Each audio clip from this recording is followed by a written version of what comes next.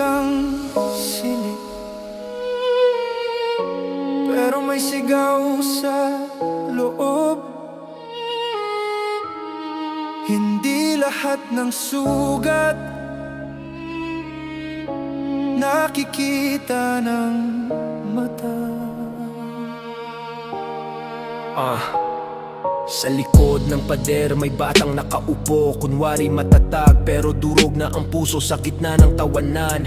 Siya ang tinuturo parang biro sa kanila, pero buhay niya'y gumuho. May kamera pang hawak habang siya'y sinasaktan, habang bawat santok may takot na nadaragdagan. Hindi lang pasa ang naiwan sa katawan, kundi marka sa isip na hirap ng burahin kailanman. Saan ang guro? Saan ang dapat magbantay? Bakit may batang umiiyak pero walang umaakay? Sa murang edad may ganitong laban, silid-aralan ba to o lugar ng digmaan? Sa loob ng silid-aralan, hindi takot ang dapat maramdaman.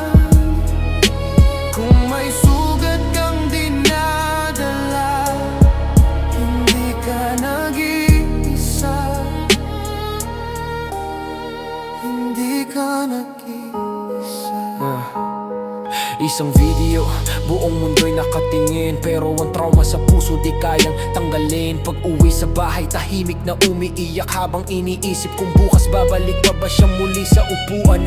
Hindi sapat ang sorry kung walang pagbabago, hindi sapat ang parusa kung puso'y sarado. Ang tunay na lakas hindi sa pananakit, kundi sa pagangat sa kapwa. Kahit mahirap umunaw at umibig, buling di astig, di yan pagiging matapang. Ang tunay na tapang, marunong rumispeto at umalalay sa nangangamba. Bawat salita may bigat na dala, isang tawa mo maaaring luha niya. Sa bawat batang nasasaktan, may pusong gustong marinig, may pangarap na gustong mabuhay. Huwag nating patayin sa takot. Sa loob ng silid-aralan, pag-asa ang dapat maramdaman.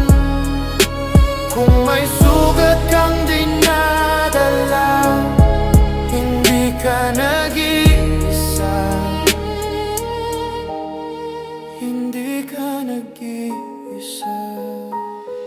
Sa loob ng silid-aralan, silid-aralan, maramdaman. Nasaan na ba?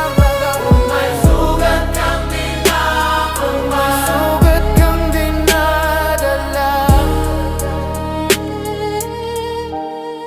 hindi ka nag-iisa.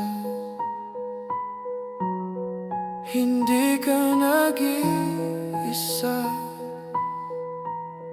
Simulan natin ang pagbabago sa loob ng silid-aralan.